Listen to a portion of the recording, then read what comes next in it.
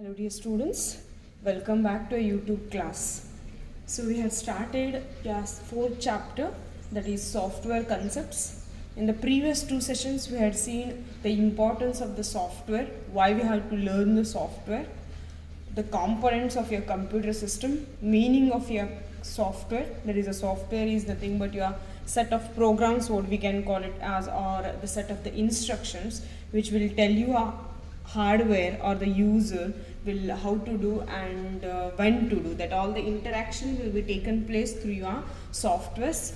So that definitions of the softwares we had seen, there are totally 2 to 3 definitions we will get. So which one will feel the easier one that you can remember for your exam purpose. After that we had seen that there are totally 2 types of the softwares are available. That is, one is called as your system software and another one is called as your application software. So here the system software is nothing but it will help you to perform the functions on your computer system. Means it will help you or it will instruct your hardwares how to do it, when to operate it and all. So that system software will help you to perform the common task, which are the common tasks you want to perform in your systems. That all the common tasks will be carried out through your system software. The features we can remember relating to your system softwares are, these are hardware dependent and not portable. Means which model or which hardware you are using, it depends on that. If you change the hardware or if you change the machine, then we cannot carry that system software from one place to another place. So that we have to remember. Next, these system softwares has been mainly divided into three, means we have totally 3 types of the system softwares. Those are the operating systems, then comes is the language translators, and then comes is your utility softwares. So here operating software will give you an environment between the user and the system.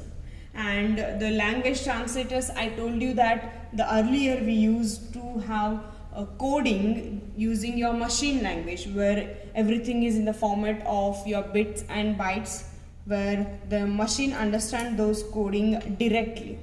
But what happens for the user to remember each code in that format of your machine language, it was very difficult. And the programmer, if the programmer has the depth knowledge relating to the machine language, then they can easily operate on that, no any issues. But the common users who don't have the knowledge of programming relating to a machine language and all, then the people cannot operate and cannot use the computer system. For that reason, what they did is they started to use the different high level languages, like where we can enter the content in English like statements. But machine understand only machine language, but there should be someone who can convert those English like statements into again your machine level statements. Then so the intermediate or mediator who will help you to convert your code from high level to machine level language, those are called as your translators. Right? So here different translators, we use the help of translator, or the work of the translator is to convert your other level language, that is the assembly language or your high level language, into your machine language. For that purpose we use these translators. And next comes is your utility softwares, where your utility softwares are used to perform some different works, like the antivirus if you want to provide, or if you want to take the system backups and all. The part of a system to provide that, if you want to use, then we go for using your utilities or utility software. The examples of your system softwares, we can call it as your operating systems, or your Windows, we can call it as those all Microsoft Windows. Then comes is your Macintosh, then iOS operating systems. These all will be the examples of your system softwares. Here we can use the different languages like C programming, C++, Visual C++, Pascal. These all the languages are used to develop or to design your system software. Some of the examples you can remember. Then the next one comes is your application software, where your application software consists of the different applications package. For example, the Microsoft Office, where we can have PPT also, MS Word also, MS Excel also, Access also, like that a package will be there. this where we can perform the different operations on that. If you want to prepare the PPT presentation, we go for MS PPT. If you want to enter the data in the tabular format, then we go for Excel. If you want to enter the data page wise, then we go for creating the document and all. Like that we use the different apps. Okay, so as we want to use for different works, like that we prepare the different applications. Here some of the examples you can give is like Oracle, Sybase, Microsoft Office, Tally. These all will be your application software. So for what purpose you are designing your application software? Based on that we have two different application softwares. The first one is general purpose user application software and specific purpose user application software. There is the specific application software also, you can call it as. Right? So these all are the different types of the softwares we have. There is system software and the application software. In the last class I had given you the classification, the diagram I had given you. I hope so you remember and draw the diagram so that easily you can see the classification and the examples of your each software. So at the top you will get the computer software, then systems, then comes the classification, system software, application software. In system software, operating system, language translators and the utility softwares. Then in application we get is like your general purpose and specific purpose. The examples of your operating system comes is like your Windows 98, 95, 2000, 2008, 2010, like that. And your software language translator comes is assembler, interpreter and the compiler. And your utility softwares comes is like antivirus softwares, your backup softwares. Those all will be your examples of your utility softwares. And like this the classification goes on. If you remember the diagram of the classification, easily you can remember the points relating to your all softwares. Right? So today we'll start with the system softwares. We'll study in detail relating to your different system softwares. So timing, I'll first tell you the meaning of your operating system. The types of operating system, functions of operating system in detail. Again we'll learn later. But time we just study relating to your operating system, the meaning of operating system and examples of operating system. That point we'll learn and then we go for learning the next part. Then further again I will come back to operating system and in detail we will study that operating system once again. Fine. So give the title operating system.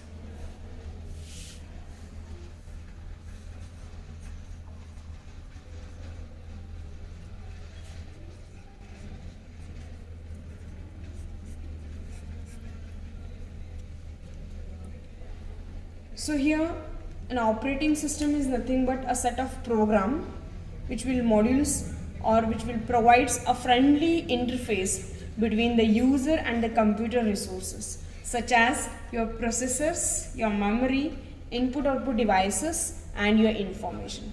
So when all the user wants to use your computer system, they use it for some purpose to perform some task and all. Done?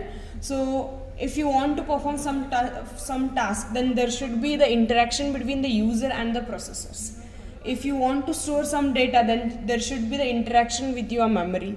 If you want to enter the data, then there should be the interaction with your input devices. When you want the result to be displayed on your screen, then there should be the interaction between your output devices. So these interaction is given or that environment is created by your software. That software is called as your operating system. So your operating system will give you an interface or the environment. It will create that friendly interface between the user and your system. So the system resources we can use like your processors, memory, input output devices and the other files and all we can use it. Right? So these operating system will help you to manage the resources, your resources of your system like your processor, CPU, memory, input output devices and all, and it will help you to resolve the conflicts and tries to optimize the performance of the system.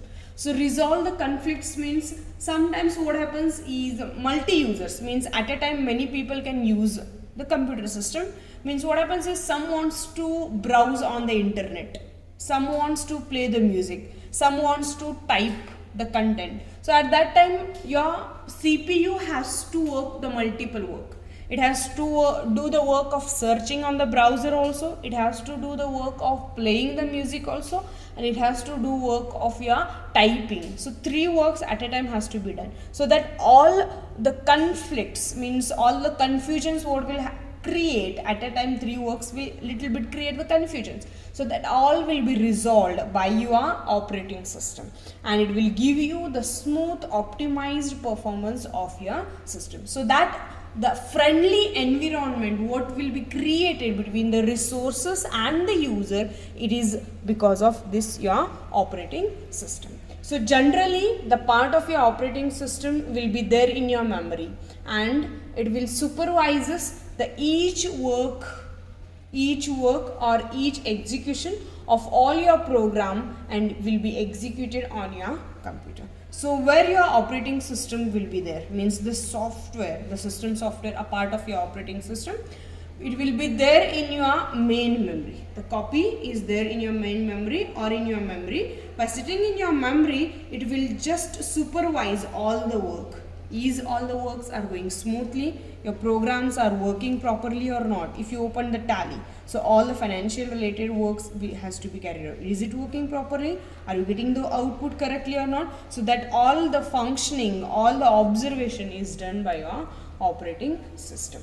The users will communicate with the computer through your operating system commands and the program instructions. So we all know that when we on the system, if I type what all the content, that exactly will be displayed on the monitor screen. So how exactly it all will take place? It is through the operating system. If there is no any operating system, then the user cannot communicate with your computer system. The proper communication will not be taken place. If I play the music, exactly that music will be played, not the other music will be played. Done? So that all the communication or that all work will be carried out by your system software, that is your operating system. Done? So it plays an important role. Your operating system will plays an important role in loading your program from your disk to the memory. When all your computer system is shut down, the files are there in your memory. Then when you start again, then again from your memory to the particular files to particular disk has to be reloaded. That all will be done through your operating system. When all you will get some error messages or some any other message has to be printed, like if you want to close the file without saving, then it will give you the message. You want to save the file, then those all the messages, all type of the message, maybe the warnings, maybe the messages, maybe the normal messages, everything will be stored, displayed by your operating system. Translating your programs in the sense the program or the code what all we write is in the format of high level languages, that is in English like statements. Those has to be translated into your machine. So that translation is done through your translator, but that translation instruction will be given by your operating system. And after your output, means once the calculation is done, we are ready with the output. That output has to be displayed somewhere. That all will be done through your operating system. That is, the output results will be done. So basically what we can tell you that your operating system executes the user programs without letting the user bother about the detailed steps involved in executing them. Means the user just click on the music file which they want to open, which they want to listen, okay, but how exactly the internally it is open, how exactly it is displaying, how the music is displaying, what exactly the behind work is going on, that is all unknown to the user. So it will not bother, the operating system will not bother the user to know that this is going on, like this has to be happen. This all will be unknown to the user. It will carry out just the smooth work. That is all what will be done through your operating system. So this is all about the basic content you have to remember relating to your operating system. Just remember that your operating system is nothing but a set of the program which will provide a friendly interface between the user and the computer resources or the computer system, we can call it as. So the resources means comes your all hardware equipments. Those are like your processors, memory, your input, output devices and all that you have to remember. Then so here some of the examples you can remember relating to your operating system. So some of the examples of your operating system are like Unix operating system, Unix operating system, this is one operating system. Then we have is OS2 operating system. Then we have is Linux operating system. We have is Linux operating system. After your Linux, we again have is Sun Solaris. We have is Sun Solaris, and then comes is your Microsoft operating system. The first one we have is MS-DOS. MS stands for Microsoft, DOS stands for Disk Operating System. DOS stands for Disk Operating System, MS stands for Microsoft. So you can call it as Microsoft Disk Operating System. And then starts like your Windows 95, Windows 98, Windows 2000. Next comes Windows XP. XP means experience. Next comes Windows Vista. I am writing only the end part. Windows you have to write with that. Okay. Then comes Windows 7, Windows 8, Windows 2003. Like that. That all the operating system comes. Okay. Then we have again some of the operating system which can be used for your mobile phone is like Android, and you can use Mac OS. These are the examples of your operating system which you can use for your mobile phones. Done. So you can remember the examples of operating system and the meaning of operating system, timing, the functions and the types of operating system and all we'll see in the next session. After the languages and translators, once I'll cover, then we'll see again the operating system. So timing, you remember, an operating system is a set of programs which act as an interface between the user and the computer. I'll write the meaning. You can take it. Definition you can call it as, or the meaning. Done. So it is nothing but an operating system.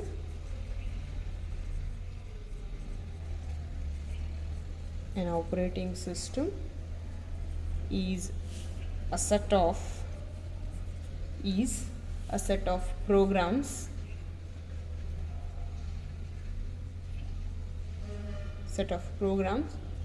which acts as an interface between the user and the computer. This meaning you remember. Okay. Next we'll discuss about the other points relating to your computer. That is the next part of your system software is your language translators. So before studying your language translators, first I'll let you know about your computer languages. We'll study a little bit about the computer languages, then we'll study about your translators. Why need the translator, what are the different types of the translators, and that all things we'll study. So the first we'll cover the basic relating to your computer languages.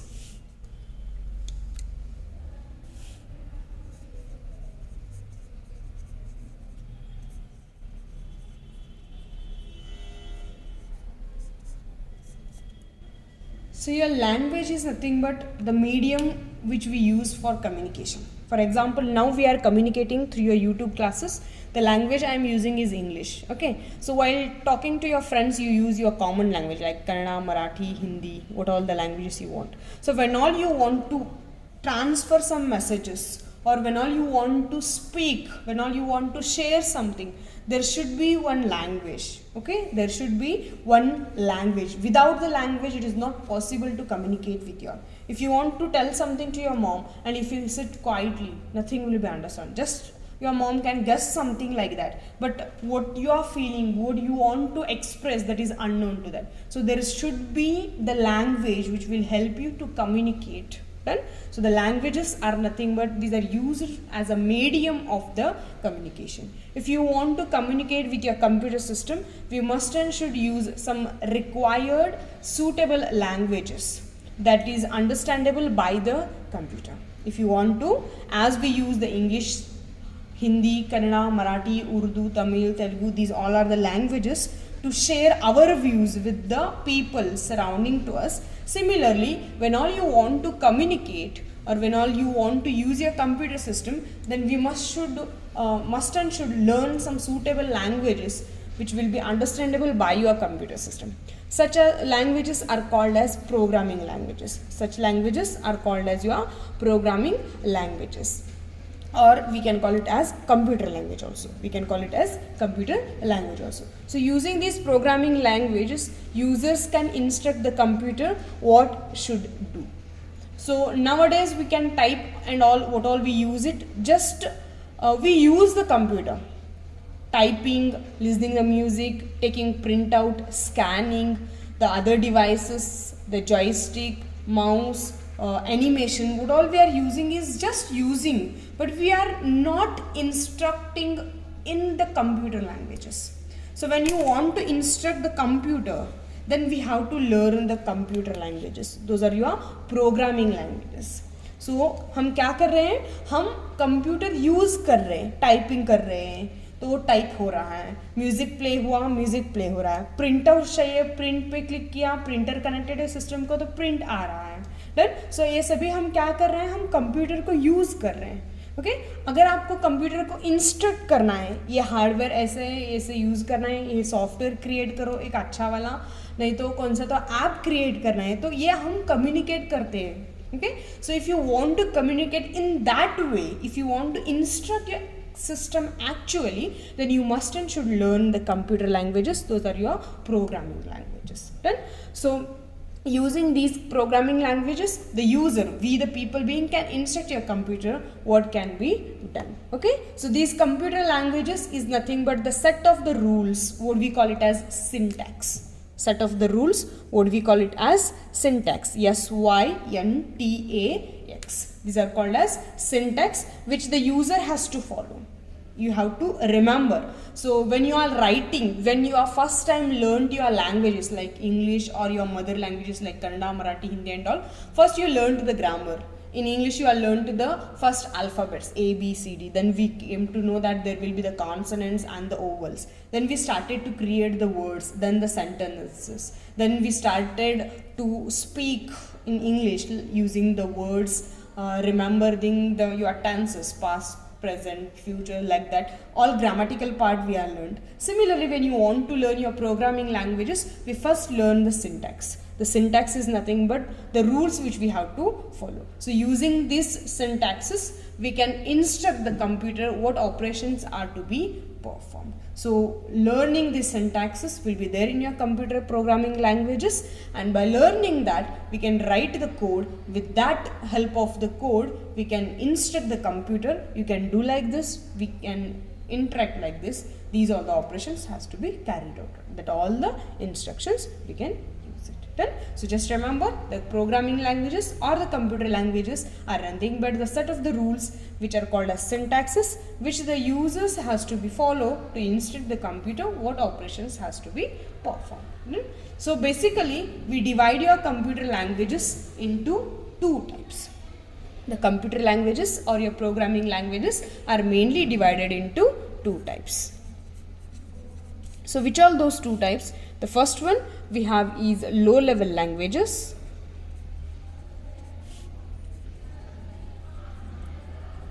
First one we have is low level language, and the second one we have is high level language. The second one we have is high level languages. Right? So mainly your computer languages or the programming languages are divided into two types. The first one we have is low level languages, and the second one we have is high level languages. Right? Your low level language is again divided into two types. The first one we have is machine language.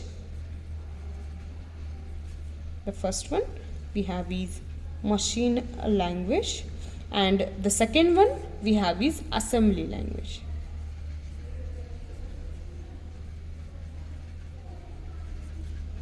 Like this, your computer languages will be classified. Done? So how the computer languages is classified? Your computer language has divided into two types mainly. The first one is called as your low level language. The second one is called as your high level language. Your low level language is again divided into two types. One is the machine language and another one is your assembly language. Done?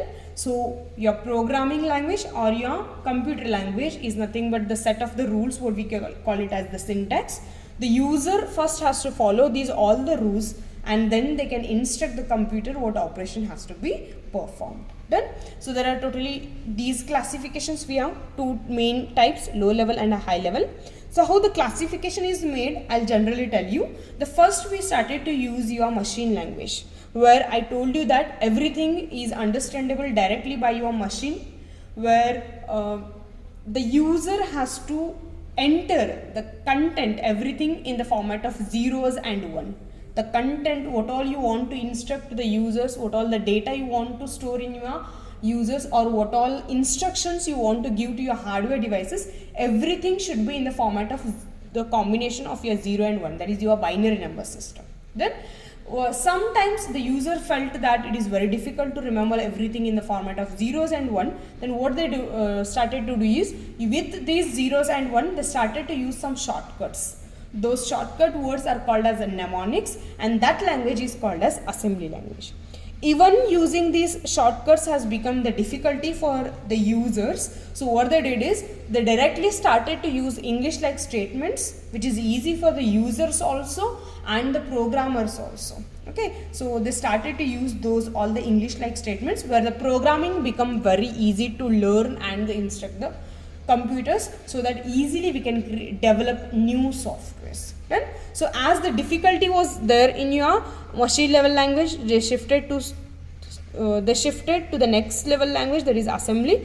Then here also they felt the difficulties, then again they shifted to your high level languages. So to remove the conflicts or to remove the difficulties to remember all the code and the instructions and the syntax of your machine and the assembly, we started to use your high level languages. So what all the features of your machine level language we have, what all the features of your assembly we have, what all the features of your high level language, everything we'll study in detail in your next class. So remember, in today's class we studied relating to your operating system, meaning of operating system, some of the features of your operating system, and the examples of your operating system we had seen.